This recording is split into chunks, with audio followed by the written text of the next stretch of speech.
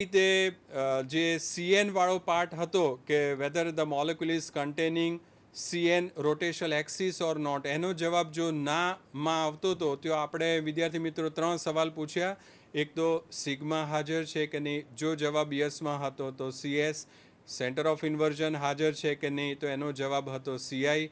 અને જો કશું જ હાજર નથી તો એનું પોઈન્ટ ગ્રુપ C1, એટલે કે 360 ડિગ્રી રોટેશન પછી જ તદેવ તુલ્ય રચના મળશે અને રાધર ઇનફેક્ટ એમાં તદેવ રચના પ્રાપ્ત થશે, મૂળ રચના આપણને પ્રાપ્ત થશે. હવે જો એમાં પ્રિન્સિપલ રોટેશનલ એક્સિસ હાજર છે તો એમાં આપણે એના પછીનો સવાલ પૂછવાનો છે કે whether the molecule is containing NC2 which is perpendicular to CNZ present or not. અને જો C2 અક્ષ હાજર હશે તો it should be present n times only. હવે મિત્રો એનો પણ જવાબ હામાં હોઈ શકે અથવા એનો જવાબ નામાં હોઈ શકે. જો જવાબ એનો હામાં છે તો we will be entering into D part, અને જો જવાબ નામાં છે તો એનો આપણે we will be entering into C part. હવે એમાં સવાલો બંનેમાં સરખા પૂછવાના છે. જો જવાબ ધારો કે યસમાં છે, the molecule is containing NC2 which are perpendicular to CNZ axis, if the now ask whether the molecule contains sigma H plane or not. If the answer is yes, then the point group will be DNH. If the answer is no, then ask whether the molecule is containing N sigma D plane or not. If the answer is yes, then the point group is D and D. If the molecule is neither containing horizontal plane nor containing dihedral plane, then the point group will be DN. હવે એવી રીતે દાખલા તરીકે molecule does not contain NC2 perpendicular to CNZ, તો આખા આપણે C પાર્ટમાં દાખલ થઈશું કે જ્યાં સવાલો આપણે સરખા જ પૂછવાના છે. પહેલો સવાલ છે કે whether the molecule contains sigma H plane or not. If the answer is yes, then the Schoenhoff-Fly symbol is CNH.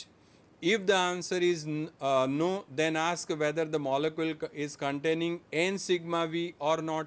If the answer is yes, then the point group will be CNV. If the molecule does not contain any mirror plane, that is neither containing horizontal plane nor containing vertical plane, then the point group will be CN. તો હવે હું સંજયભાઈને request કરીશ કે થોડાક આપણને એવા molecules જુદા જુદા બતાવે અને એના આપણને પોઈન્ટ ગ્રુપ દર્શાવે, અર્થાત કે શોએનોફ્લાઈ સિમ્બોલ આપણને બતાવે. મિત્રો, વોરા સાહેબે આપણને સરસ માહિતી આપી. હવે અહીંયા આપણે થોડાક ઉદાહરણો લઈશું અને મારી સાથે જે મોડલ્સ જે છે આ H2નું મોડેલ્સ છે. હવે આપણે મિત્રો સાહેબે વાત કરીએ પ્રમાણે કે અણુના સૌ પ્રથમ આપણે બધા જ કેટલા તત્વો હાજર છે એ આપણે નક્કી કરી દેવું પડે. અને જે સુલ્ફનાઇઝ પદ્ધતિ સાહેબે વાત કરી એમાં એ 3 મુખ્યત્વે બાબતો પર આધારિત છે. એક CN વિશે પૂછવાનું છે, અને બીજું I વિશે પૂછવાનું છે, અને ત્રીજું સિગ્મા. આ 3 વસ્તુ વિશે જો આપણે પૂરી માહિતી ધરાવતા હોઈએ તો બહુ સહેલાઈથી આપણે એનો પોઈન્ટ ગ્રુપ નક્કી કરી શકીએ છીએ. આપણે પહેલું ઉદાહરણ H2નું લઈશું. તમે તમારી સ્ક્રીન ઉપર પણ જોઈ શકો છો સાથે. તો તમે જોઈ શકો છો કે અહીંયા C2 અક્ષ છે, સાહેબે હમણાં બતાવ્યું હતું. સાથે સાથે આ અણુ જે છે સમતલીય છે, એટલે એની આણ્વિક સપાટી છે એ પણ એક સિગ્મા બને છે, અને એક ઊભો જે સમતલ જે છે અહીંયા બ્લુ કલરનો બતાવેલો છે એ પણ જે અણુના બે એક સરખા ભાગ કરે છે અને HOH ખૂણાને દુભાગે છે. તો આમ બે સમતલ એ બંને સિગ્મા વી છે. કેમ? કારણ કે મુખ્ય ભ્રમણ અક્ષને સમાવે છે. તો આમ અણુમાં કુલ તત્વો જે છે E, C2 અને 2 સિગ્મા વી છે. એટલે હવે ફરી પાછી જે આપણે વાત કરેલી કે આ તત્વો જો આપણી જોડે હાજર આવે તો પહેલો પ્રશ્ન આપણે શું છે કે અણુ રેખીય છે, તો કે ના, રેખીય નથી. બીજો પ્રશ્ન, રેખીય નથી તો સ્પેશિયલ ગ્રુપ સાહેબે વાત કરી કે 3C4 કે 4C3 છે એની અંદર, કે ના, આમાં તો એક જ મુખ્ય ભ્રમણ અક્ષ છે. કઈ છે? C2. તો C2 ભ્રમણ અક્ષ છે તો બીજો પ્રશ્ન આપણે ત્રીજો પૂછીએ છીએ કે ભાઈ C2 ને લંબરૂપ 2C2 એટલે કે CN ને લંબરૂપ NC2 છે? તો નથી. તો અહીંયા માત્ર C2 છે, એટલે આપણે આપણો પોઈન્ટ ગ્રુપ છે કાં તો CN એચ સીએન વી અથવા તો સીએન પૈકીનો હશે. અહીંયા મુખ્ય ભ્રમણક C2 છે એટલે કે C2H, C2V અથવા તો C2 આ ત્રણ પૈકી હોઈ શકે. પણ આપણા પ્રશ્ન જે આપણે ત્રણ પૂછીએ છીએ એ પ્રમાણે કે પહેલો પ્રશ્ન છે કે સિગ્મા એચ છે એમાં, તો કે ના આમાં સિગ્મા એચ નથી, સિગ્મા જ નથી. બીજો પ્રશ્ન આપણે પૂછ્યો કે સિગ્મા વી છે, તો કે હા 2 સિગ્મા વી છે, n સિગ્મા વી આમાં હાજર છે, C2 છે એટલે 2 સિગ્મા વી. તો આમ આનો બિંદુ સમૂહ જે છે એ C2V થાય છે. ત્યારબાદ ઉદાહરણ જે છે એ BCl3 સમતલીય ત્રિકોણાકારનો અણુ છે. કોઈ પણ સમતલીય ત્રિકોણાકારનો અણુ હોય તો એમાં અક્ષો તરીકે વાત કરીએ તો સેન્ટર પોઈન્ટ જેનું કેન્દ્ર જે છે બોરોન, એના કેન્દ્રમાંથી પસાર થતી અને આણ્વિક સપાટી જે છે આખી એને લંબરૂપ એવી C3 અક્ષ, ત્યારબાદ 3 C2 અક્ષ અને RC તલની વાત કરીએ તો એની આણ્વિક અણુ સમતલીય છે એટલે એની આણ્વિક સપાટી પણ એક સિગ્મા બને છે. આ ઉપરાંત 3 સિગ્મા વી કે જે મુખ્ય ભ્રમણકક્ષને સમાવે છે C3 ને, અને આ જે સિગ્મા એચ જે આપણે છે મુખ્ય ભ્રમણકક્ષને લંબરૂપ છે. તો આમ આ અણુમાં તત્વોની વાત કરીએ તો એક તદેવ વિધેય E, C3, 3 C2, sigma H અને 3 સિગ્મા વી છે. ફરી પાછું આપણે જે ટેબલ જે છે એમાંથી પ્રશ્નો પૂછી, શું અણુ રેખીય છે, તો કે ના, માટે D ઇન્ફિનિટી H અને C ઇન્ફિનિટી V ના હોય. મુખ્ય ભ્રમણકક્ષ 3 કે 4 સ્પેશિયલ ગ્રુપ છે, તો કે ના, એટલે કે TD અને OH ટેટ્રાઇડ અને ઓક્ટાઇડલ નથી. ત્યારબાદ મુખ્ય ભ્રમણકક્ષ છે, તો કે હા C3 એક છે. અચ્છા, એને લંબરૂપ 3 C2 છે, તો કે છે. એટલે આપણે D સંજ્ઞા DN સંજ્ઞા ઉપર જવું પડે, એટલે કે DNH, DND અથવા તો DN એ ત્રણ પૈકીનું એક ગ્રુપ હશે. પહેલો પ્રશ્ન આપણે પૂછીએ છીએ એમ કે એમાં સિગ્મા એચ હોરિઝોન્ટલ પ્લેન છે, તો કે છે. જો સિગ્મા એચ છે તો આપણો બિંદુ સમૂહ થઈ જાય છે D3H. તો મિત્રો BCl3 નો બિંદુ સમૂહ એ D3H છે. અહીંયા NH3 પણ છે.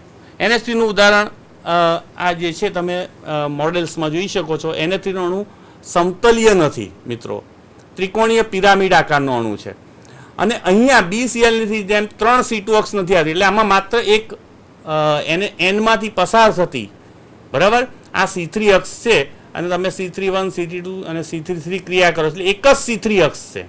અચ્છા, એમાં બીજી કોઈ RC તલ કયા છે, તો કોઈ પણ એક H, NH3 ના કોઈ પણ એક H અને N માંથી પસાર થતી આ રીતે. તો અહીંયા તમે જોઈ શકો છો તો 2 H આજુબાજુ રહે છે. અને જો અણુને ઉપરથી જોવામાં આવે તો એ વધુ ખ્યાલ આવે છે આપણને. તો આ જે સપાટી મેં તમને કીધું એમાં આવી જાય છે, બરાબર. તો 2 H આજુબાજુ રહે છે મિત્રો. એટલે આ એક સિગ્મા થયો. એવી રીતના બીજો સિગ્મા આ થાય, બરાબર, અને ત્રીજો સિગ્મા જે છે એ આ રીતે થાય છે. તો આમ આ અણુ EC3 અને 3 સિગ્મા વી ધરાવે છે. તો તમે તમારી સ્ક્રીન ઉપર જોઈ શકો છો કે અણુના કુલ સમમિતિ તત્વો જે છે EC3 અને 3 સિગ્મા વી. તો અહીં પણ આપણે ફરી પાછું અણુ જે છે રેખીય છે, તો કે ના. અણુ એટલે કે D ઇન્ફિનિટી H અને C ઇન્ફિનિટી V ગેરહાજર. સ્પેશિયલ ગ્રુપ TD અને OH પણ આમાં નથી. મુખ્ય ભ્રમણક CN છે, પણ CN ને લંબરૂપ NC2 એટલે કે C3 ને લંબરૂપ 3 C2 નથી, માટે DN માં આપણે ના જઈ શકીએ, પણ CNH, CNV અથવા તો CN પોઈન્ટ ગ્રુપ હોઈ શકે. એટલે અહીંયા C3 ગ્રુપ છે. હવે આપણે પહેલો પ્રશ્ન પૂછીએ છીએ કે સિગ્મા એચ છે, તો કે ના, સિગ્મા એચ નથી, એટલે C3H બિંદુ સમૂહ ના હોય.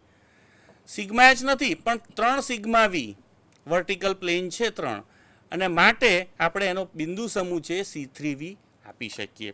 મિત્રો, હું વોરા સાહેબને વાત કરીશ કે આગળ જે છે PTCl4માં કેવી રીતે છે એની વાત કરે આપણને. વિદ્યાર્થી મિત્રો, PTCl4 અણુ આ રીતે એમાં 5 જે અણુઓ છે એક જ પ્લેનની અંદર છે. 5 અણુઓ એક જ તલની અંદર છે. સેન્ટ્રલી સિચ્યુએટેડ પ્લેટિનમ એટમ છે અને સરાઉન્ડેડ 4 ક્લોરિન એટમ છે. So it is PTCl4 2 -ion. હવે એમાં આપણે સ્ક્રીન ઉપર જોઈશું કે કયા કયા જુદા જુદા સમમિતિ ક્રિયાવિધિઓ હાજર છે. સૌથી પહેલા આપણે જોઈએ કે it is containing principal rotational axis C4Z.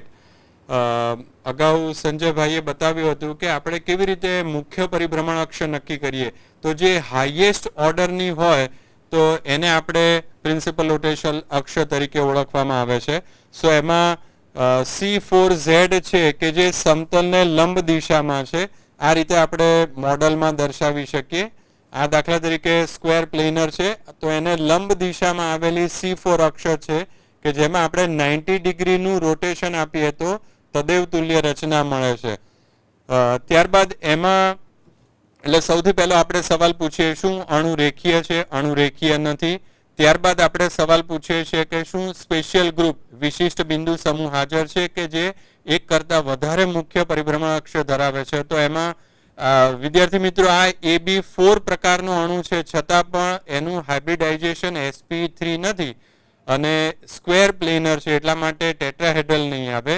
સો ત્યાંનું સ્પેશિયલ ગ્રુપ એબ્સન્ટ છે. ત્યારબાદ સવાલ આપણે પૂછીએ છીએ કે શું CNZ હાજર છે? તો આપણે એમાં જે સંજયભાઈ સ્ક્રીન ઉપર બતાવ્યું કે પ્રિન્સિપલ રોટેશનલ એક્સિસ C4Z હાજર છે. ત્યારબાદ it is also containing 4C2 which are perpendicular to C4Z. આને આપણે 180 ડિગ્રીનું રોટેશન આપીએ so that is containing so the new conformation is equivalent to the original one. So ત્રીજી આ રીતની છે અને ચોથી આ રીતની છે. So this is containing 4C2 which are perpendicular to C4Z. અને ત્યારબાદ it is also એટલે આપણે ડી પાર્ટમાં એન્ટર થઈએ છીએ અને ત્યારબાદ it is containing sigma H plane કે જે મુખ્ય પરિભ્રમણ અક્ષને લંબ દિશામાં હાજર છે એટલે પોઈન્ટ ગ્રુપ આમાં D4H થશે. તો વિદ્યાર્થી મિત્રો આ રીતે આપણે જુદા જુદા અણુઓ હોય તો એના આપણે બિંદુ સમૂહ શોએનો ફ્લાય સિમ્બોલ આપણે શોધી શકીએ છીએ. અહીંયા સમયની મર્યાદા હોવાથી વધારે અણુઓનો સમાવેશ નથી કરી શકતા, પણ તમારા કોઈ પણ જાતના સવાલો હોય તો તમે ડેફિનેટલી બાયસેગનો સંપર્ક કરી અને અમારા દ્વારા જવાબ મેળવી શકો છો. તો સંજયભાઈ અને મારા વતી આપ સૌને પરીક્ષાઓ નજીક આવી રહી છે તેને માટે ખૂબ ખૂબ શુભેચ્છાઓ. નમસ્કાર.